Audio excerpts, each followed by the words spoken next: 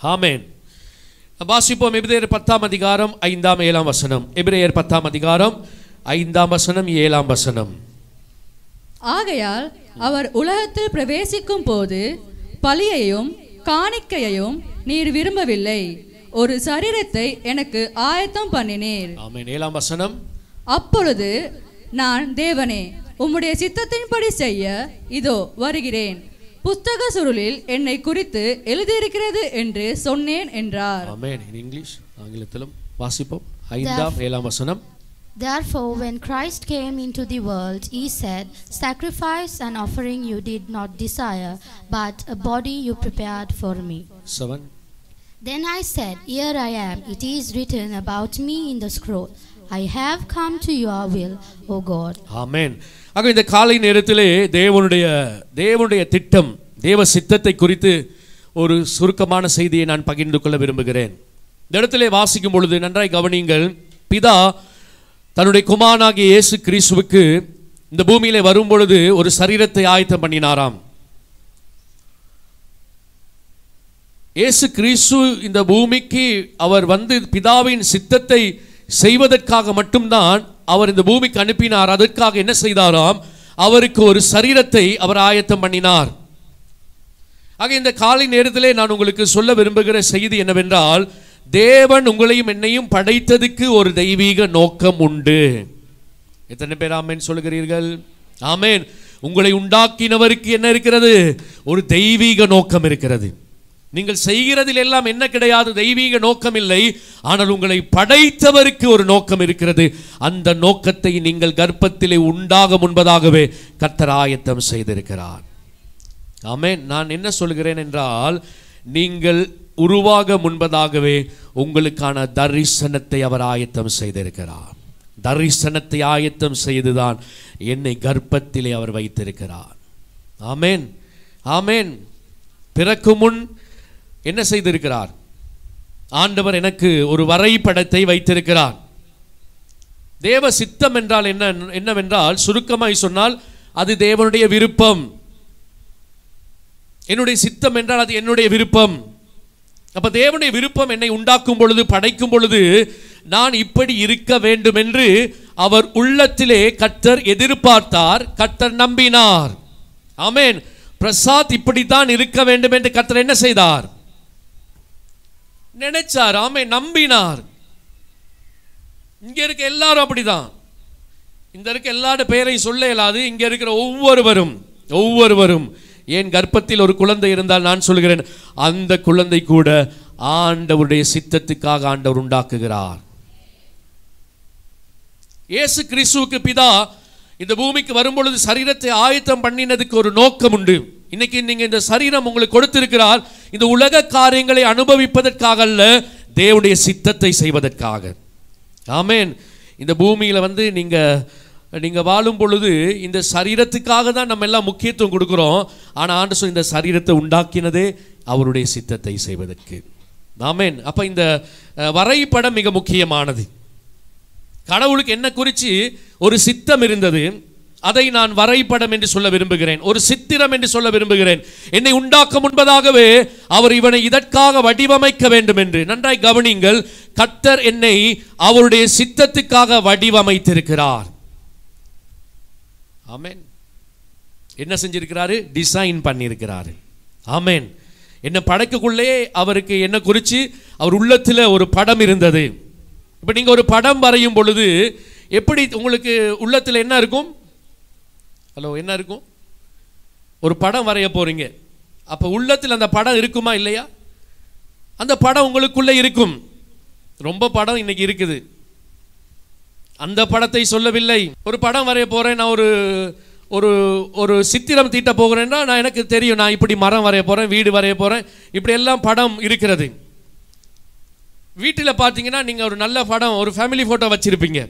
அது உங்கள் வாழ்க்கையிலே நீங்கள் எடுத்த சிறப்பான படம்.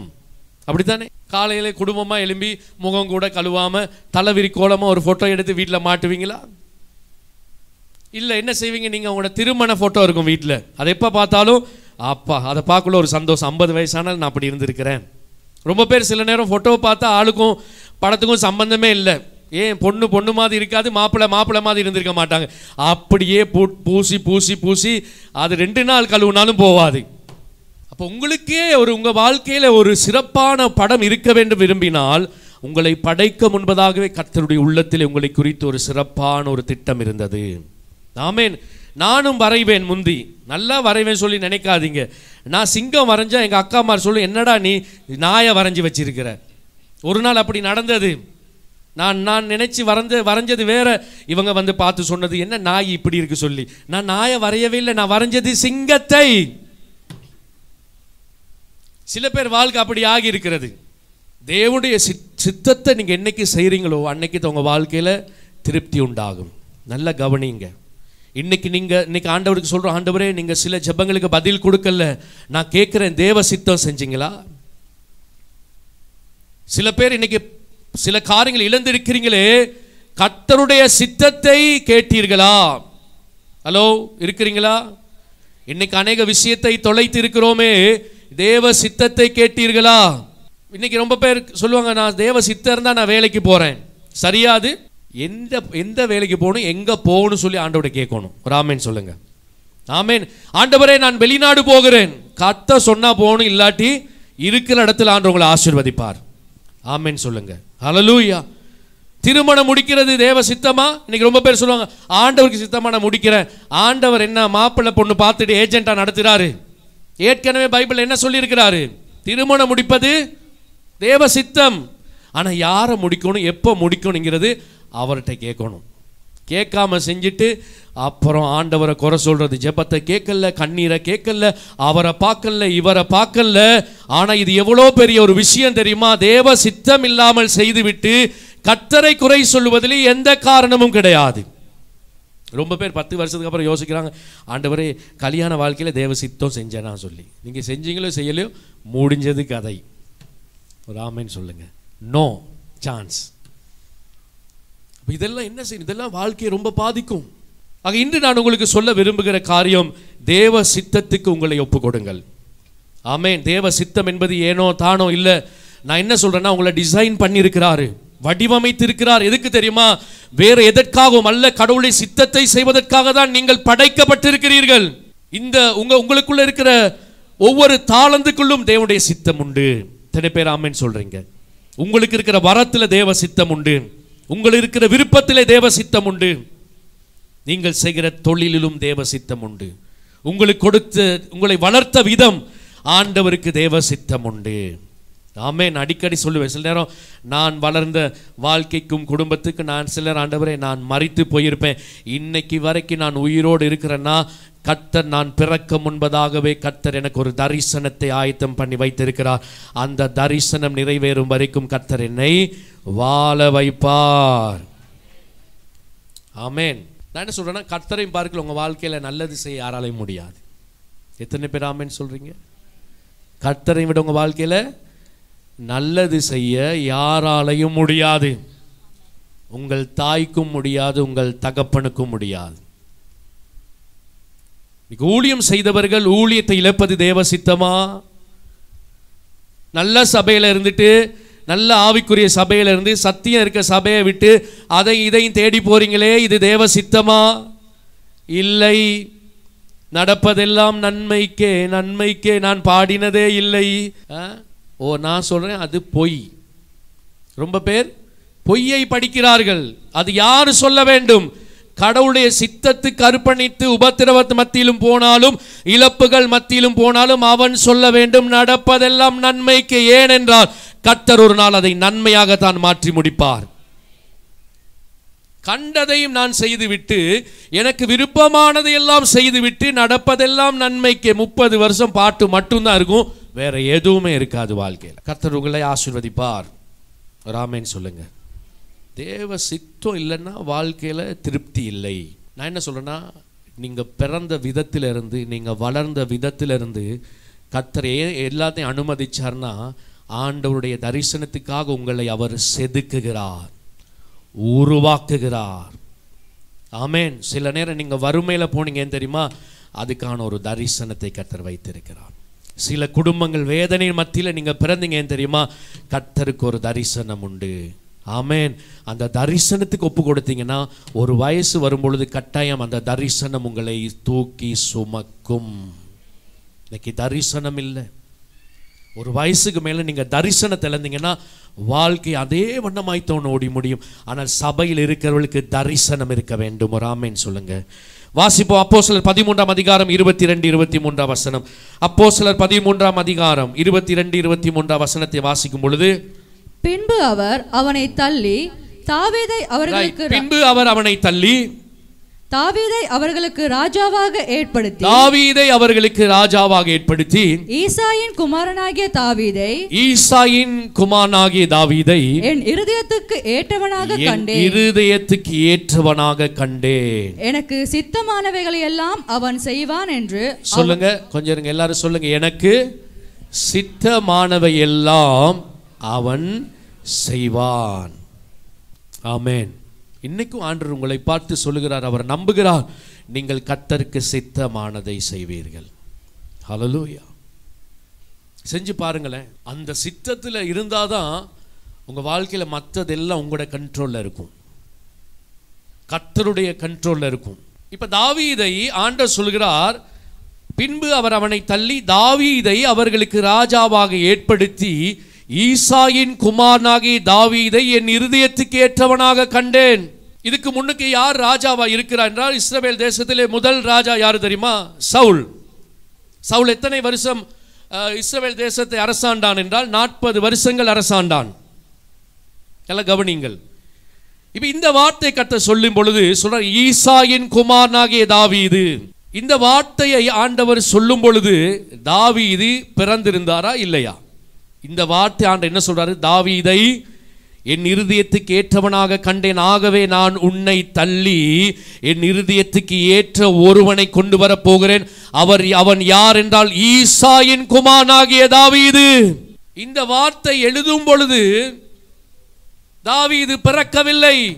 ஈசாய் தன் குமாரனுக்கு தாவீது என்று பெயர் வைப்பான் சொல்லி தகப்பனுக்கு தெரியாது, தாய்க்கு தெரியாது. ஆனால் கர்த்தருக்கு தெரியும்.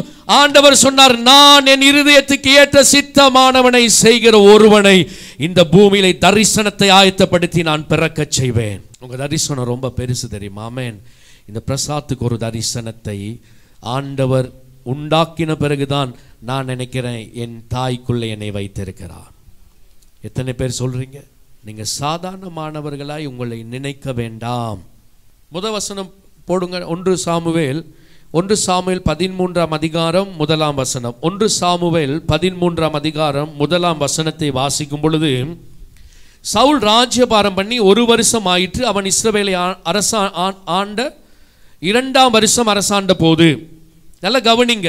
இப்ப நான் ஒரு முதல் அப்போஸ்தலர் புத்தகத்தில் ஒரு வார்த்தை காண்பித்தேன். அது எப்ப நடக்குது தெரியுமா?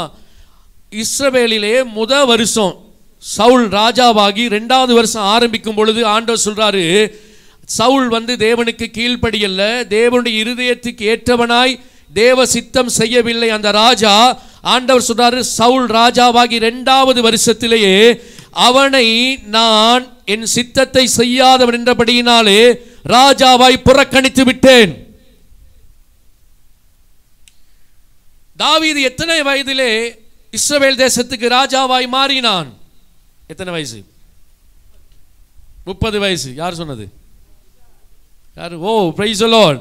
நல்ல ஒரு கைத்தட்டு கொடுப்போம். உசாம் வாழ்க்கையில இன்னைக்கு தான் முத ஒரு பதில் சொல்லி இருக்கிறார், அதுவும் காலை பிரசங்கத்தை கேட்டபடியினாலே.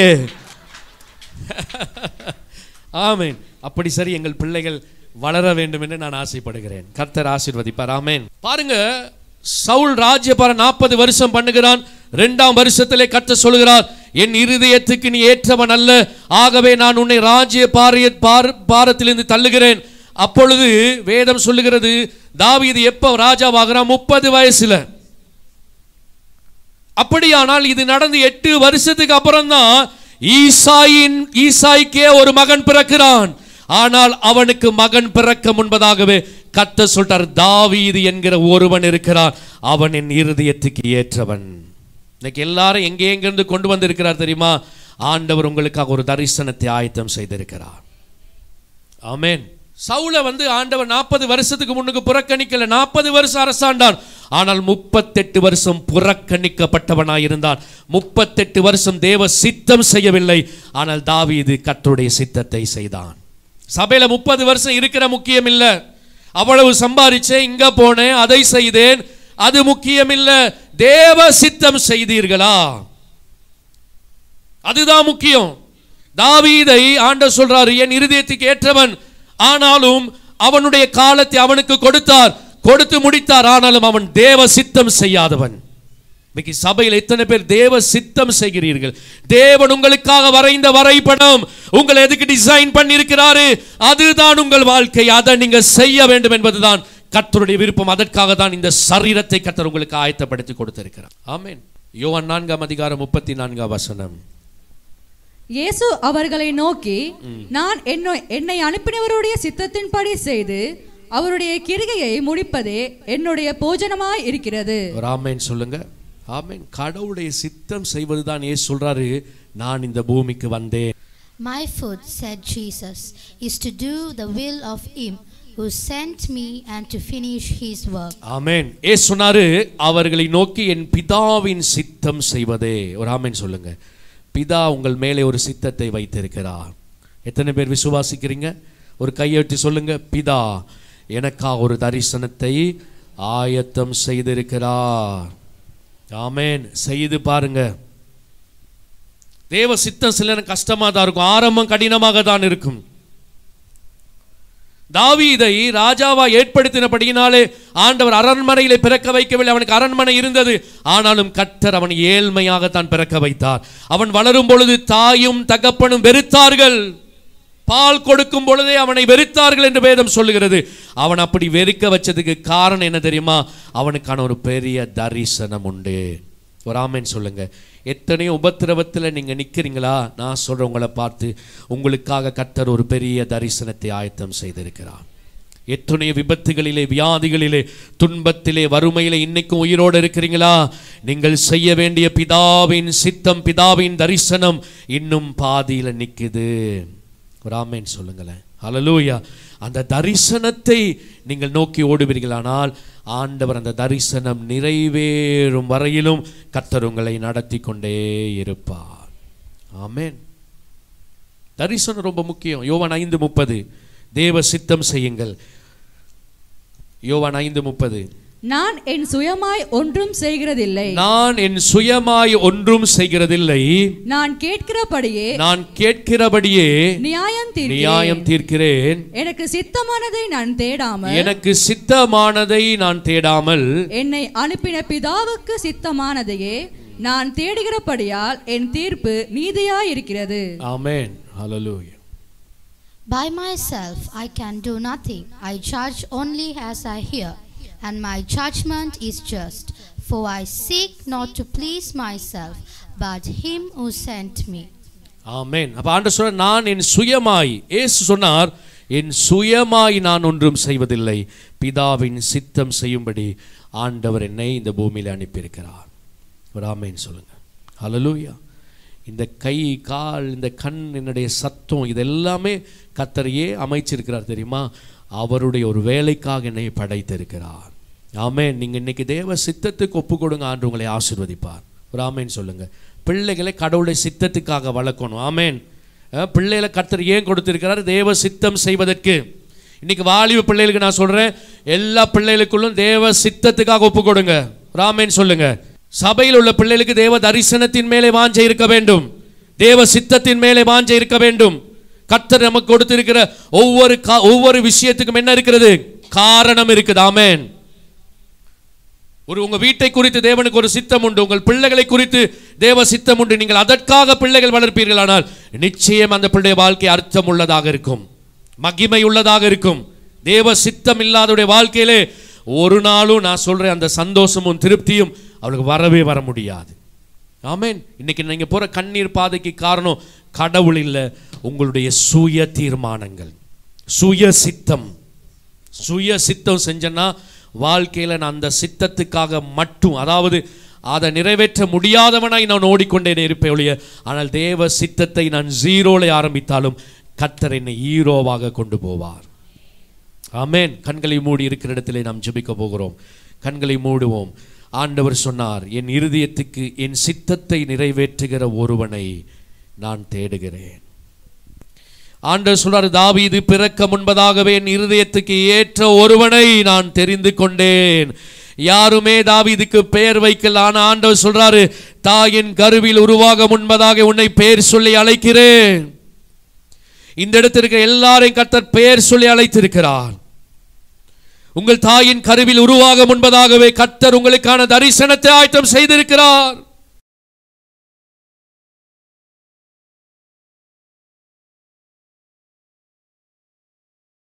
கர்த்தர்ட்ட கேட்கணும், நான் என்ன செய்ய நீ சித்தமா இருக்கிறீர் ஆண்டவரே? எதற்காக என்னை அழைத்திருக்கிறீர்? எதற்காக இந்த வரத்தை கொடுத்திருக்கிறீர்? சில நேரம் நீங்க படிக்கிற நேரம் நீங்க எதுக்கும் பெருமதி இல்லாதவனா இருந்திருப்பீங்க. இந்த உலகத்தில் யாரும் உங்களை மதிச்சிருக்க மாட்டாங்க. ஆனா கர்த்தருடைய சித்தம் செஞ்சீங்கன்னா உலகமே உங்களை திரும்பி பார்க்கும்படி கர்த்தர் நடத்துவார். தாவீது அப்படித்தான் நட்பமாய் ஆரம்பித்தான். ஆண்டவர் கொடுத்த ஒவ்வொரு அனுபவங்களும் அது துக்கமா இருக்கலாம், ஆடு மேய்க்கிறதா இருக்கலாம். ஆடு மேய்ச்சதே அவன் ஜனங்களை, தேசத்தை மேய்ப்பதற்காக. இன்னைக்கு சில அனுபவங்களை தேவ சித்தத்துக்குள்ளது போவீங்கன்னா ஒரு நாளும் பயப்படாதீங்க. கர்த்தர் உங்கள் அவர் சித்தத்தில் உயர்த்தி வைப்பார். ஆண்டவருடைய சரீரம், இயேசு கிறிஸ்து சொன்னார், பிதா எனக்கு ஒரு சரீரத்தை ஆயத்தப்படுத்தினது. அந்த சிலுவையிலே அது சிதைக்கப்படுவதற்கு தான். ஆனாலும் அந்த நேரத்தில் இயேசு ஜெபித்தார், என் சித்தத்தின்படி அல்ல பிதாவே, உம்முடைய சித்தத்தின்படி. ஆனால் 3 நாளைக்கு பின்பதாக அந்த சிதைக்கப்பட்ட சரீரம் தான் மரணத்தை ஜெயித்து உயிரோடு எழுந்து இன்னைக்கு மரணத்தை ஜெயித்தவராய் ஜீவிக்கிறார். பிதாவின் சித்தம் அப்படிப்பட்டது. அந்த சரீரம் வடிவமைக்கப்பட்டது ஏன்? பிதாவின் சித்தம் செய்வதற்கு. நான் சொல்றேன், இங்க இருக்கிற ஒவ்வொருடைய பேருக்கு முன்பதாகவும் கர்த்தர் ஒரு தரிசனத்தை ஆயத்தம் செய்திருக்கிறார்.